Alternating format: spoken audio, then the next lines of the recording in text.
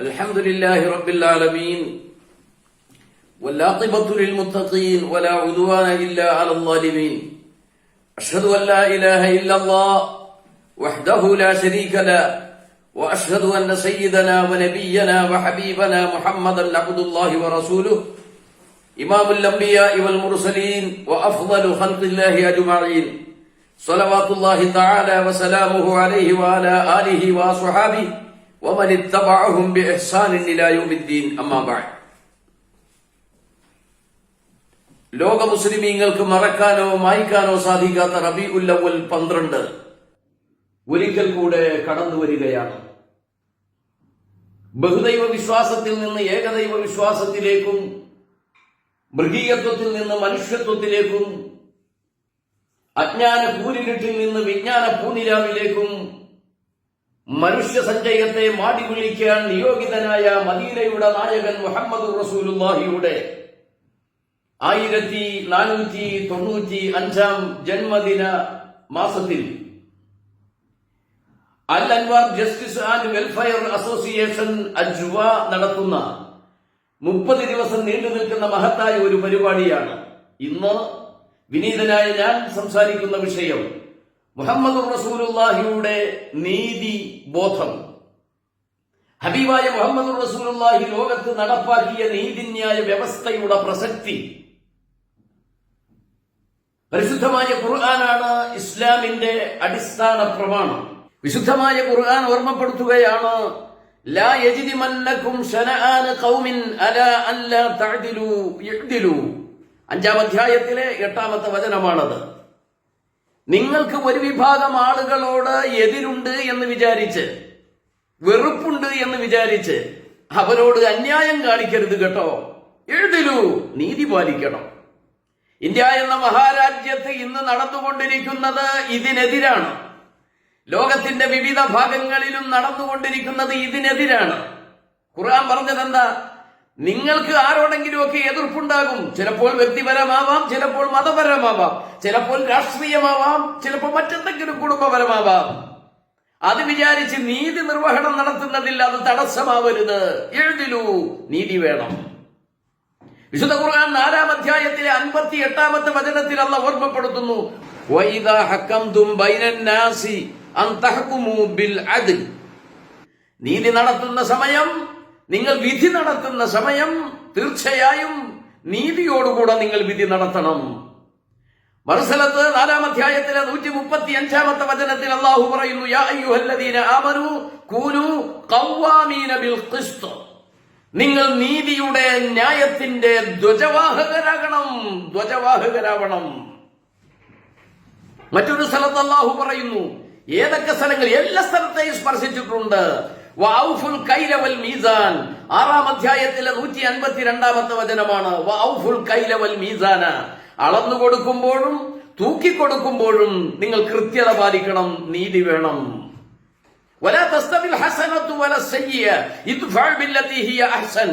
41-ാമത്തെ അധ്യായത്തിലെ 34-ാമത്തെ വചനമാണ്. നന്മയും തിന്മയും, നീതിയും അന്യായവും, നീതിയും അനീതിയും സമമല്ല. അനീതി ആരെങ്കിലും ഇങ്ങോട്ട് കാണിച്ചാൽ ആ അനീതി കൊണ്ട് നിങ്ങൾ അവരോട് പ്രതികരിക്കരുത്. ഇദ്ഫഅ ബില്ലതി ഹിയ അഹ്സൻ. നീതിപൂർവ്വം നിങ്ങൾ പെരുമാറണം, നന്മയോടുകൂടെ നിങ്ങൾ പെരുമാറണം. ഖുർആൻ, വിശുദ്ധമായ ഖുർആൻ ലോകത്ത് ജഡ്ജ് നടത്തുന്നവർക്കും ജഡ്ജ്മെന്റ് നടത്തുന്നവർക്കും ജഡ്ജിമാർക്കും ഉദാത്തമായ ഒരു മാതൃക ഈ വിഷയത്തിൽ മുഹമ്മദുർ റസൂലുള്ളാഹിയുടെ ജീവിതത്തിൽ കാണിച്ചു കൊടുത്തിട്ടുണ്ട്. ഒന്നാമതായി ഓർക്കുക, ജീവിക്കാനുള്ള പരമമായ നീതി കിട്ടുക എന്നത് മനുഷ്യന്റെ അവകാശമാണ്. മുഹമ്മദുർ റസൂലുള്ളാഹി അത് അനുവദിച്ചിട്ടില്ല എന്ന് പറയുന്നവരുണ്ട്. കാഫിരീങ്ങളെയൊക്കെ കൊന്നുകളയണമെന്ന് പറയുന്നവരുണ്ട്. അത് ഖുർആനാണെന്ന് വ്യാഖ്യാനിക്കുന്നവരുണ്ട്, ഖുർആൻ ഉദ്ധരിക്കുന്നവരുണ്ട്. കൃത്യമായി ഓർമ്മപ്പെടുത്തട്ടെ, സൂറത്തുൽ ഹജ്ജ് അതിന്റെ 17-ാമത്തെ ആയത്തിൽ അല്ലാഹു ഓർമ്മപ്പെടുത്തുന്നു, ആർക്കൊക്കെയാ ഇവിടെ ജീവിക്കാനുള്ളത്? മുഹമ്മദുർ റസൂലുള്ളാഹിന്റെ കാലത്ത് ലാ ഇലാഹ ഇല്ലല്ലാഹ് പറഞ്ഞവർ മാത്രമാണോ ജീവിച്ചിരുന്നത്? അല്ല. മുഹമ്മദുർ റസൂലുള്ളാഹിന്റെ കാലത്ത് ജീവിക്കാനുള്ള പരമമായ നീതി എല്ലാവർക്കും കൊടുത്തിട്ടുണ്ട്. ഇന്ന് തെറ്റിദ്ധരിപ്പിക്കുകയാണ്. ഇന്നല്ലദീന ആമനു വല്ലദീന ഹാദു വസ്വാബിഈന വന്നസ്വാറ വൽമജൂസ വല്ലദീന അശ്റകൂ. 6 പേരെയാണ് ഖുർആൻ പരിചയപ്പെടുത്തിയത്. മുഹമ്മദ് നബി സല്ലല്ലാഹു അലൈഹി വസല്ലമ തങ്ങളുടെ കാലഘട്ടത്തിലെ 6 പേരെ പരിചയപ്പെടുത്തി. 6 മതക്കാരെ. ഇന്നല്ലദീന ആമനു, വിശ്വസിച്ചവര്, വല്ലദീന ഹാദു, യഹൂദികൾ, വസ്വാബിഈന, സ്വാബി മതക്കാർ, വൽമജൂസ, മജൂസികൾ, വല്ലദീന അശ്റകൂ, ശിർക്ക് ചെയ്യുന്ന ആളുകൾ. ഇന്നല്ലദീന ആമനു വല്ലദീന ഹാദു വസ്വാബിഈന വന്നസ്വാറ, നസ്രാനികൾ, വൽമജൂസ വല്ലദീന അശ്റകൂ. ഇവരൊക്കെ ഉണ്ടായിരുന്നു. ശിർക്ക് ചെയ്യുന്നവരൊക്കെ ഉണ്ടായിരുന്നു. ബിംബങ്ങളെയൊക്കെ ആരാധിക്കുന്നവരുണ്ടായിരുന്നു. മുഹമ്മദ് നബിയോട് അല്ലാഹു പറഞ്ഞു, ഇന്നല്ലാഹ യഫ്സിലു ബൈനഹും, ഇന്നല്ലാഹ യഫ്സിലു ബൈനഹും. ഈ പറയുന്ന ആളുകളുടെ വിശ്വാസങ്ങളെയൊക്കെ ഞാൻ വേർതിരിച്ചുകൊള്ളും. അവിടെ ലാ ഇലാഹ ഇല്ലല്ലാഹ് എന്ന ആ വിശ്വാസം ഇസ്ലാമിന്റെ കാമ്പും കാതലുമാണ്. വിട്ടുവീഴ്ചയില്ല. പക്ഷെ എല്ലാവർക്കും ജീവിക്കാനുള്ള നീതി കൊടുത്തു. ഇന്ന് തെറ്റിദ്ധരിപ്പിക്കുകയാണ്. ഇസ്ലാം എന്ന് പറഞ്ഞാൽ മുസ്ലിങ്ങൾക്ക് മാത്രമാണ് ജീവിക്കാനുള്ളത്, അല്ലാത്തവരെയൊക്കെ ഖാതിലുൽ മുശ്രിക്കീന കാഫത്തൻ കമാ യുഖാതിലൂനകും കാഫ. ഈ ആയത്തുകളെയൊക്കെ തെറ്റിദ്ധരിപ്പിച്ച് മുസ്ലിങ്ങൾ അല്ലാത്തവരെയൊക്കെ കൊല്ലണമെന്ന് പറയുന്ന അനീതിയുടെ മതമാണ് ഇസ്ലാം എന്നൊക്കെ പറയുന്നു എന്ന് തെറ്റാണ്. ഇസ്ലാമിന്റെ നീതി നോക്ക് നിങ്ങൾ. മഖ്സൂമിയ ഗോത്രത്തിൽപ്പെട്ട ഒരു പെണ്ണ് മോഷണം നടത്തി. മഖ്സൂമിയ ഗോത്രം പ്രസിദ്ധ ഗോത്രമാണ്. അത്യാവശ്യം തലയെടുപ്പുള്ള ആളുകളാണ്. 5-8 പോക്കറ്റും പഞ്ചായത്ത് ഓഫീസുമായിട്ടൊക്കെ ജീവിക്കുന്നവരാണ്. അഭിമാനമുണ്ട് എന്ന് വിശ്വസിക്കുന്നവരാണ്. അത് നാണക്കേടാക്കി മാറി, നാണക്കേടായി പോയി. അപ്പോ മുഹമ്മദ് റസൂലുള്ളാഹിയുടെ ഏറ്റവും സ്നേഹിക്കപ്പെടുന്ന ഒരാളെ തെരഞ്ഞെടുത്തുകൊണ്ട് ഒന്ന് റെക്കമെൻഡ് ചെയ്യാൻ വേണ്ടി പറഞ്ഞു. ആ പറഞ്ഞു വിട്ടയാൾ ഉസാമ ബിൻ സെയ്ദ് റളിയല്ലാഹു അൻഹു ആണ്. ഉസാമ ബിൻ സെയ്ദ് റളിയല്ലാഹു അൻഹു വിഷയമായി റസൂലുള്ളാഹിന്റെ അടുത്ത് വന്നു പറഞ്ഞു. ശഫാഅത്തിന് വേണ്ടി ആവശ്യപ്പെട്ടപ്പോ പുനാര നബി തങ്ങളുടെ മുഖം വിവർണാതീതമായി, വികാരം കൊണ്ടു, ശരീരത്തിന്റെ കളറു മാറി, വിറകൊണ്ടു. ഉസാമയോടും കൂടെ വന്ന ആളുകളോടും ചോദിച്ചു, അള്ളാഹുവിന്റെ നിയമത്തെ മാറ്റാനാണോ നിങ്ങൾ ശഫാഅത്തുമായി വന്നിട്ടുള്ളത്? ഉടനെ ഉസാമത്ത് ബിൻ സെയ്ദ് റളിയല്ലാഹു അൻഹു പറഞ്ഞു, മാപ്പാക്കണം നബിയെ, അഫ്വൻ യാ സയ്യിദി, മാപ്പു ചെയ്യണം, തെറ്റായി പോയി എന്ന്. എന്നിട്ട് എന്താ ഉണ്ടായത്? പെണ്ണിന് ശിക്ഷ കൊടുത്തു എന്ന് മാത്രമല്ല, ആ സംഭവങ്ങൾക്ക് ശേഷം ഹബീബായ നബി തങ്ങൾ അവിടെ കൂടിയ ജനവിഭാഗത്തെ മുൻനിർത്തിക്കൊണ്ടു പറഞ്ഞു, ലൗ അന്ന ഫാത്തിമത ബിൻത മുഹമ്മദിൻ സറഖത് ലഖതഅതു യദഹാ. എന്റെ മകൾ ഫാത്തിമയാണ് കളവ് നടത്തിയതെങ്കിലും ആ ഫാത്തിമയുടെ കൈ ഞാൻ മുറിക്കും. ഇമാം ബുഖാരി റളിയല്ലാഹു തആല അൻഹു റിപ്പോർട്ട് ചെയ്ത ഹദീസിൽ കാണാം, ഫാത്തിമത്തു ബിദഅത്തും മിന്നി, ഫാത്തിമ എന്റെ ഭാഗമാണ്, എന്റെ കഷണമാണ്, എന്റെ കരളിന്റെ കഷണമാണ് ഫാത്തിമ. ഫാത്തിമ കരളിന്റെ കഷണമായിട്ട് പോലും എന്റെ മകളാണ് കട്ടതെങ്കിൽ അവളുടെ കൈ ഞാൻ മുറിക്കും. ധീരമായ ഒരു പ്രഖ്യാപനം. ലോകാവസാനം വരെ ദിഗന്തങ്ങൾ പൊട്ടുമാറുച്ചത്തിൽ നിലനിൽക്കേണ്ട ഒരു പ്രസ്താവന. നീതിന്യായ വ്യവസ്ഥ നടപ്പാക്കുമ്പോൾ സ്വീകരിക്കേണ്ട മാർഗം. ഇന്നെന്താ ഇന്ത്യയിൽ നടക്കുന്നത്? ജാതി നോക്കുന്നു, മതം നോക്കുന്നു, കക്ഷി നോക്കുന്നു, രാഷ്ട്രീയം നോക്കുന്നു. ഞങ്ങളുടെ ആളുകളാണ് ഇത് ചെയ്തതെങ്കിൽ അവിടെ അഫുവാണ്, മാപ്പാണ്. സാധുക്കളാണ് ചെയ്തതെങ്കിൽ അവരെ ശിക്ഷിക്കുന്നു, അവരെ ജയിലിലടക്കുന്നു. ചോദ്യങ്ങൾ പോലുമില്ലാതെ, വിചാരണ പോലുമില്ലാതെ ജയിലുകളിൽ വർഷങ്ങൾ, പതിറ്റാണ്ടുകൾ നീണ്ട യാതനകൾ അനുഭവിക്കുന്നു.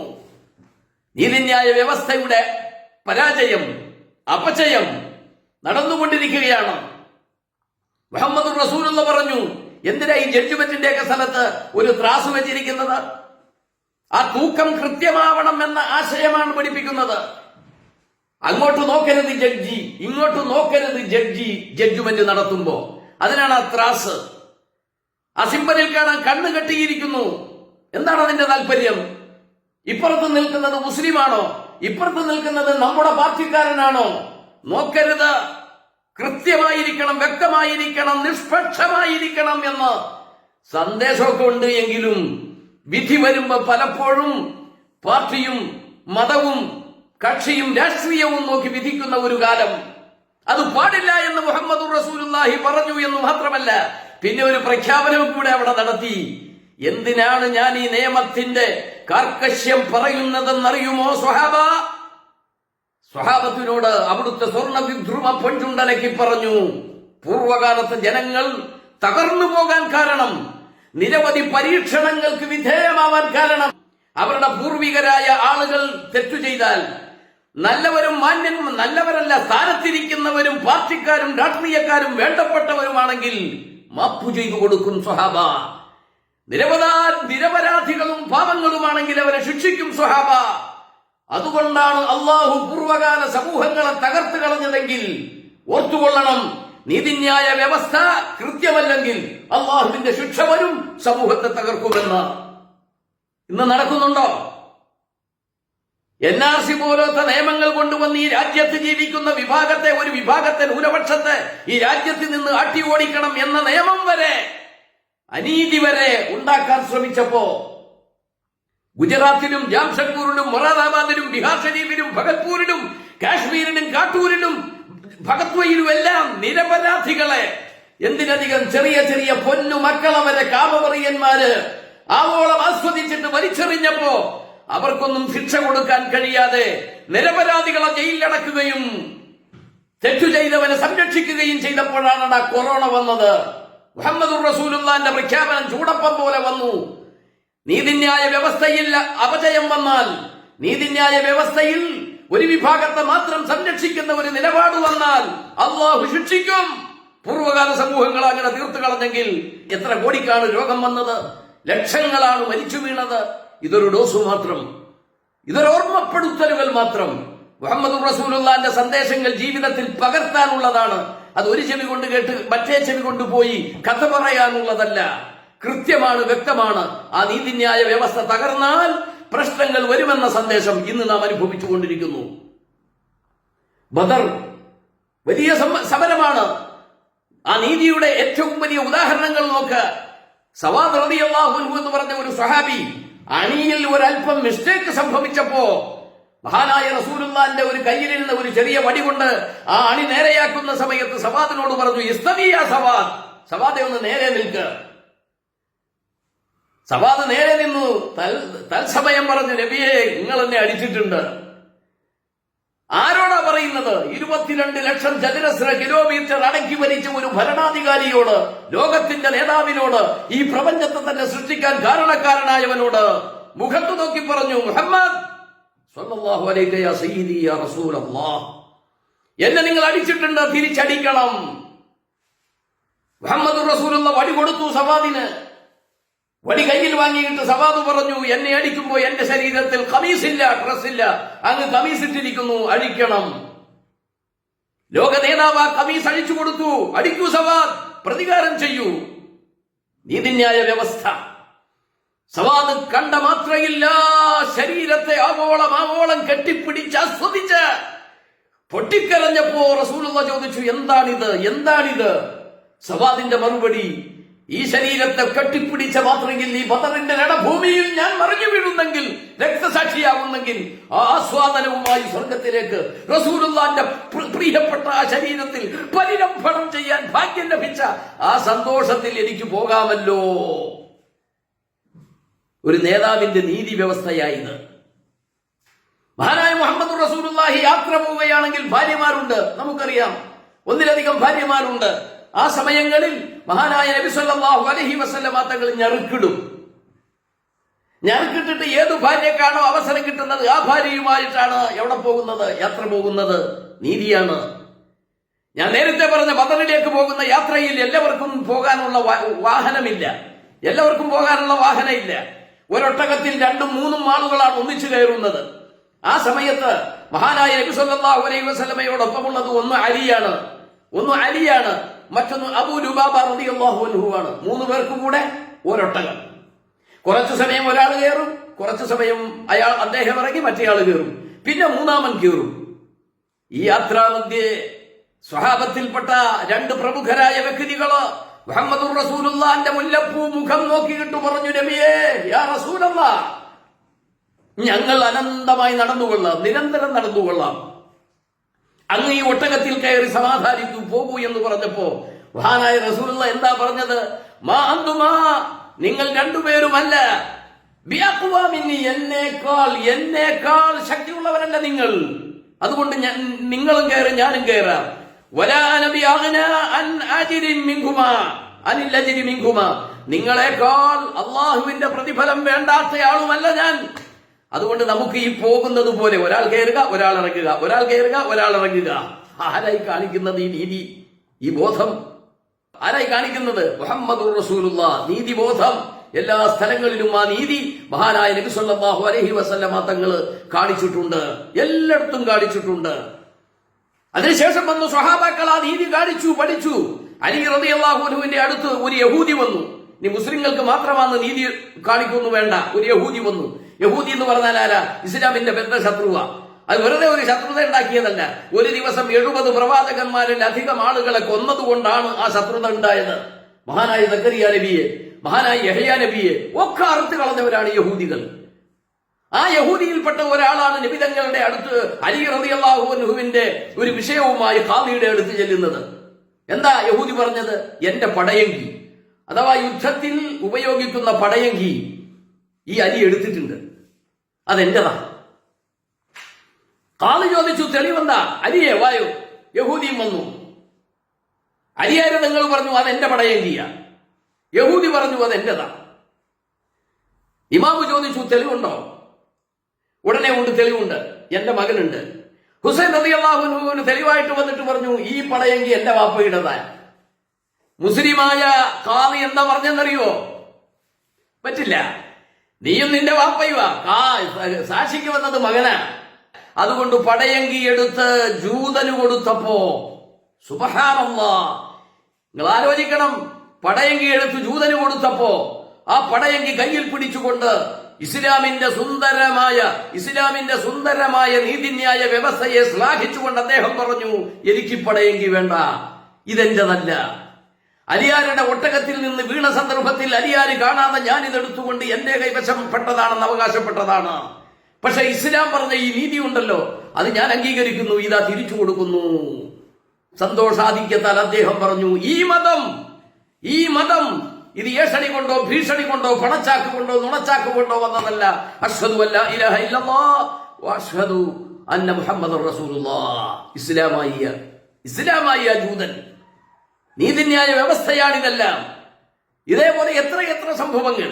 അതുകൊണ്ട് ആ നീതിന്യായ വ്യവസ്ഥയെയെല്ലാം കുഴിച്ചു മൂടുന്ന ഒരു കാലത്ത്, നീതി നിർവഹണത്തിൽ പരാജയപ്പെടുന്ന ഒരു കാലഘട്ടത്തിൽ, നീതിക്ക് വേണ്ടി ആരെങ്കിലും സംസാരിച്ചാൽ അവരെ കൊന്നുകളയുന്ന സാഹചര്യത്തിൽ, അതാരുമാവട്ടെ, ഇന്ത്യ രാജ്യത്തെ സുപ്രീം കോടതിയുടെ ജഡ്ജിയായിരുന്നവരെ വരെ തീർത്തു കളഞ്ഞ നാടാണ് നമ്മുടെ നാട്.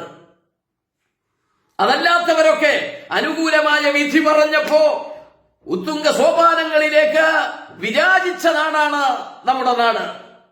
നീതിന്യായ വ്യവസ്ഥയിൽ കൃത്യമായ വ്യക്തമായ ഒരു സത്യസന്ധത ഇല്ലാതെ പോകുന്ന ഈ നാട്ടിൽ, ഈ രാജ്യത്ത്, അല്ലെങ്കിൽ പൊതുവെ ഈ കാലഘട്ടത്തിൽ മുഹമ്മദുർ റസൂലുള്ളാഹി കാണിച്ച ഈ ദീനിന്റെ, ഈ ഇസ്ലാമിന്റെ കൃത്യമായ നീതിന്യായ നിർവഹണം ഉണ്ടാവണം. അതുണ്ടാകുമായിരുന്നെങ്കിൽ എന്റെ പ്രിയപ്പെട്ട സുഹൃത്ത് അബ്ദുൽ നാസർ മഅദനി ഉൾപ്പെടെ പലരും ഇത്തരം രൂപത്തിൽ ജയിലിൽ കിടക്കില്ലായിരുന്നു എന്ന ഒരു യാഥാർത്ഥ്യവും ഇവിടെ സ്മരിക്കുകയാണ്. 992 കാലഘട്ടങ്ങളിൽ ഇസ്ലാമിക വിജ്ഞാനത്തിനു വേണ്ടി, ആധ്യാത്മിക വിജ്ഞാനത്തിന്റെ നൂതന ചക്രവാളങ്ങളെ അനാവരണം ചെയ്യുന്നതിനു വേണ്ടി പ്രസംഗ മേഖലകളിൽ ഞങ്ങൾക്ക് ഒരു കാലത്ത് ഇറങ്ങിയവരാണ്. അദ്ദേഹത്തിന്റെ വീരുച്ചേരിയിലെ പെങ്ങളെ എന്ന് വിളിക്കുന്ന ഒരു പ്രഭാഷണമുണ്ട്. ഇന്നും ഹൃദയസ്പൃക്കാണ്, ഇന്നും ഓർക്കുന്നതാണ്. ആ 92 കാലഘട്ടം മുതൽ പരിചയമുണ്ട്. ഇന്നും അദ്ദേഹം ജയിലിലാണ്. കാരുണ്യവാനായ അള്ളാഹു സലാമത്ത് നൽകുമാറാവട്ടെ, എത്രയും പെട്ടെന്ന് മോചനം നൽകുമാറാവട്ടെ. പക്ഷേ കോടതിയുടെ കാര്യം പറയുമ്പോ മുസ്ലിങ്ങളെ സംബന്ധിച്ച് ഇതൊന്നും ഒരു പുത്തരിയല്ല. അബ്ദുൽ നാസർ മഅദനിയെ സംബന്ധിച്ചും അത് വിഷയമല്ല. കാരണം അദ്ദേഹം ആ തടവറയിൽ ഇരുന്നു കൊണ്ട്, അത് വീട്ടുതടങ്കലാവട്ടെ ജയിലാവട്ടെ എവിടെ ഇരുന്നാലും, ഇസ്ലാമിക വിശ്വാസത്തിൽ ആറ്റലായ മുഹമ്മദുർ റസൂലുള്ളാന്റെ, ആരംഭക്കരിയായ മുഹമ്മദുർ റസൂലുള്ളാന്റെ വീരേതിഹാസങ്ങൾ അയവിറക്കുകയും ആ പ്രഘോഷണങ്ങൾ പറയുകയും ജനങ്ങളെ കൊണ്ട് പറയിപ്പിക്കുകയും ചെയ്യുന്ന പല പരിപാടികളും ആസൂത്രണം ചെയ്തുകൊണ്ടിരിക്കുകയാണ്. ഈ വിഷമങ്ങളെല്ലാം ഒരു പക്ഷേ പാപങ്ങൾ പൊറുക്കാൻ, അതല്ലെങ്കിൽ ദർജകൾ വർദ്ധിപ്പിക്കാൻ, അതല്ലെങ്കിൽ അള്ളാഹുവിന്റെ പരീക്ഷണം. ഏതു നിലക്കായാലും സ്വാഗതാർഹമാണ്, പ്രതിഫലാർഹമാണ്. കാരുണ്യവാനായ അള്ളാഹു സലാമത്ത് എത്രയും പെട്ടെന്ന് നൽകട്ടെ. ഇവിടെ കോടതികൾ ഇങ്ങനെയൊക്കെയാണ്. ഒരു മുസ്ലിങ്ങളെ സംബന്ധിച്ചൊരു കോടതിയുണ്ട്, ഒരു നീതിന്യായ വ്യവസ്ഥ. അതും മുഹമ്മദ് റസൂലുള്ളാഹി പഠിപ്പിച്ചു തന്നിട്ടുണ്ട്. മുഹമ്മദ് റസൂലുള്ള ആ നീതിന്യായ വ്യവസ്ഥയുടെ കോടതിയും പഠിപ്പിച്ചു തന്നിട്ടുണ്ട്. ഏതാണ് ആ കോടതി? നമുക്കിവിടെ താലൂക്ക് കോടതിയുണ്ട്, അതിനപ്പുറം ജില്ലാ കോടതിയുണ്ട്, അതിനപ്പുറം ഹൈക്കോടതിയുണ്ട്, അതിനപ്പുറം സുപ്രീം കോടതിയുണ്ട്, അതിനപ്പുറം ഇന്റർനാഷണൽ കോടതിയുണ്ട്. കഴിഞ്ഞു. അതിനപ്പുറം ഒരു കോടതിയുണ്ട്. ആ കോടതിയിൽ വിശ്വസിക്കുന്നവരാണ് നമ്മൾ. വിശുദ്ധമായ ഖുർആൻ കൃത്യമായി പറഞ്ഞു തന്നിട്ടുണ്ട്. 88-ാമത്തെ അധ്യായത്തിലെ 25-26 വചനങ്ങൾ നമുക്ക് സമാധാനം നൽകുന്നതാണ്. ഇന്ന ഇലൈനാ ഇയാബഹും സുമ്മ ഇന്ന അലൈനാ ഹിസാബഹും. എന്നിലേക്കല്ലേ നിങ്ങളുടെയൊക്കെ മടക്കം. പിന്നെ നിങ്ങളെ ഹിസാബ് ചെയ്യുന്നവൻ, നിങ്ങളെ ചോദ്യം ചെയ്യുന്നവൻ, നിങ്ങളുടെ കർമ്മങ്ങളെ കണക്കെടുപ്പ് നടത്തുന്നവൻ, രക്ഷ വിധിക്കുന്നവൻ, ആ ജഡ്ജ്മെന്റ് എന്റെ മക്കനല്ലയോ? വരട്ടെ അങ്ങോട്ട്. ബാബരി പള്ളി കാറ്റത്ത് പറഞ്ഞു പോയതാണ് പോൽ ഇല്ലേ? എത്ര അന്യായങ്ങൾ! ഇതിവിടെ കൊണ്ട് അവസാനിക്കുന്ന അല്ല. നീതിന്യായ വ്യവസ്ഥയുടെ മൂർത്തീഭാവം അക്കോടതിയാണ്. ഇന്ന ഇലൈനാ ഇയാബഹും. എന്നിലേക്കല്ലേ നിങ്ങളുടെയൊക്കെ മടക്കം. ഏതു വമ്പന്റെയും ഏതു കൊമ്പന്റെയും, ഞാൻ പേരെടുത്ത് പറയണ്ടല്ലോ, അധർമ്മം കാണിച്ച, അക്രമം കാണിച്ച, അനേകായിരങ്ങളെ കൊന്നുകളഞ്ഞ എല്ലാവരുടെയും മടക്കം എന്റെ അടുത്തേക്കാണ്. സുമ്മ ഇന്ന അലൈനാ ഹിസാബഹും. പിന്നെ അവരുടെ ഹിസാബ്, അവരുടെ ചോദ്യോത്തരം എന്റെ അടുത്താണ്. ഖുർആൻ. അലൈസല്ലാഹു ബിഅഹ്കമിൽ ഹാകിമീൻ. മറ്റൊന്ന് 95-ാമത്തെ അധ്യായത്തിലെ 8-ാമത്തെ വചനമാണ്. അലൈസല്ലാഹു ബിഅഹ്കമിൽ ഹാകിമീൻ. ഏറ്റവും വലിയ വിധികർത്താവ് ഞാനല്ലയോ? അല്ലാഹുവല്ലയോ ഏറ്റവും വലിയ വിധികർത്താവും വിധി നിർണയിക്കുന്നവരും? അല്ലാഹുവല്ലയോ? അങ്ങോട്ടല്ലേ ചെല്ലുന്നത്? അതുകൊണ്ട് നീതി കിട്ടാത്തവർ, തടങ്കലിൽ കിടന്നുപോയവർ, കാലങ്ങളായി ജയിലിലടക്കപ്പെട്ടവർ, അവശരർ, അവകാശം നിഷേധിക്കപ്പെട്ടവർ, അശരണരായവർ, കുഴിച്ചു കൊന്നുമൂടിയവർ, ബലാത്സംഗം ചെയ്ത് പിച്ചിക്കീറിയവർ, എല്ലാവരും എത്തും അവിടെ. ആ കോടതിയിൽ എല്ലാവരും എത്തും. എല്ലാവരും. ഇന്നൽ അവ്വലീന വൽ ആഖിരീന ലമജ്മൂഊന ഇലാ മിഖാതി യൗമിൻ മഅലൂം. അവിടെ വരും എല്ലാവരും. ആദ്യത്തെ മനുഷ്യൻ മുതൽ അവസാനത്തെ ആൾ വരെ അവിടെ എത്തും. ആ സന്ദർഭത്തിൽ നമുക്കൊരു പ്രതീക്ഷയുണ്ട്. ആ കോടതിയിൽ ഗുണകരമായ ഒരു വിധി വരണമല്ലോ.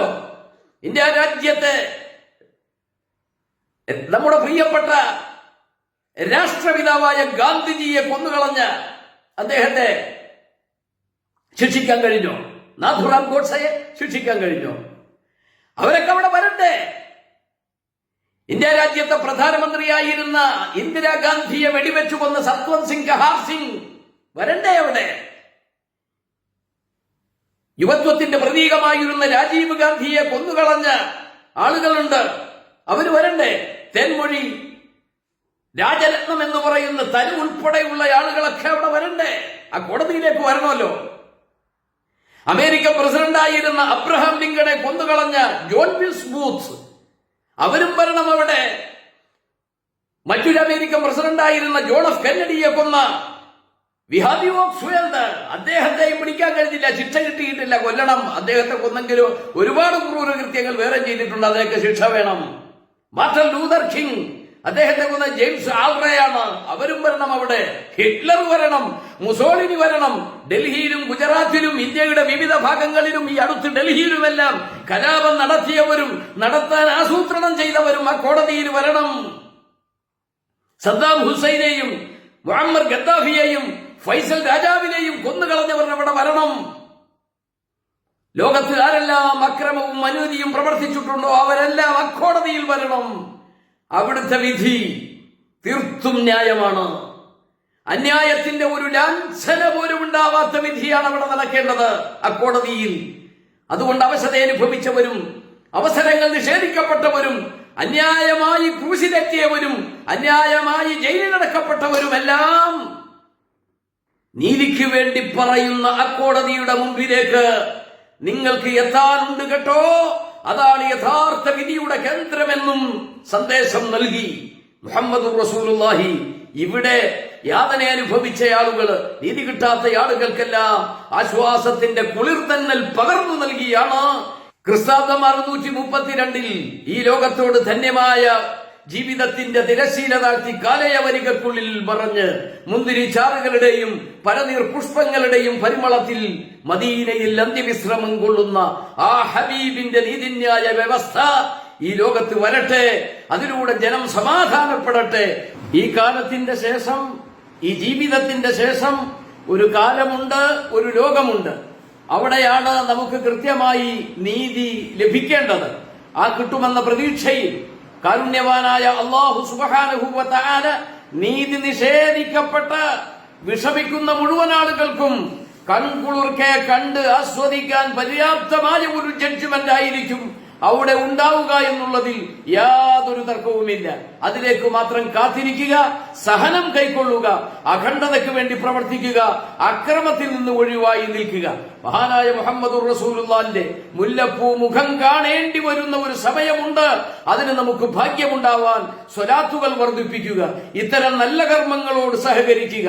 മഹാനായ റസൂലുള്ളാഹി സ്വർഗോദ്ഘാടന ചടങ്ങിൽ സുസ്മേരവദനായി മുഅ്മിനീങ്ങളെ കാത്തു നിൽക്കുന്ന ഒരു സമയം വരാനുണ്ട്. അവിടെ വരെ നാം എത്തിച്ചേരണം. പ്രവാചകരോടൊപ്പം നാം ഉണ്ടാവണം. നമ്മുടെ ബാപ്പ ഉമ്മ ജ്യേഷ്ഠാനുജന്മാര് കുടുംബക്കാര് ബന്ധുമിത്രാദികള് ഭക്ഷണം നൽകിയവര് പലനിലക്കും സഹായിച്ചവര് ദുആ കൊണ്ട് വസിയ്യത്ത് ചെയ്തവര് ഈ പരിപാടി സംഘടിപ്പിച്ചവര് ഇതുമായി സഹകരിച്ചവര് ഈ അജുവാ സ്വലാത്തിൽ കൃത്യമായി സ്വലാത്തു ചൊല്ലുന്നവര് എല്ലാവർക്കും പുന്നാര നബിയുടെ മുല്ലപ്പൂ മുഖം കാണാനും അവിടുത്തെ ശഫാഅത്തിൽ അർഹരാവാനും അവരോടൊപ്പം സ്വർഗത്തിൽ കടക്കാനും ഭാഗ്യം നൽകുമാറാവട്ടെ എന്ന് പ്രാർത്ഥിച്ച് ഇത് നമ്മുടെ അവസാനത്തെ റബീഉൽ അവ്വലാവരുത്. ഒരുപാട് റബീഉൽ അവ്വലുകളെ സ്വാഗതം ചെയ്യാൻ അല്ലാഹു നമുക്കൊക്കെ ദീർഘായുസ്സ് നൽകുമാറാവട്ടെ. വആഖിറു ദഅ്വാനാ അനിൽ ഹംദുലില്ലാഹി റബ്ബിൽ ആലമീൻ. അസ്സലാമു അലൈക്കും വറഹ്മത്തുള്ളാഹി വബറകാതുഹു.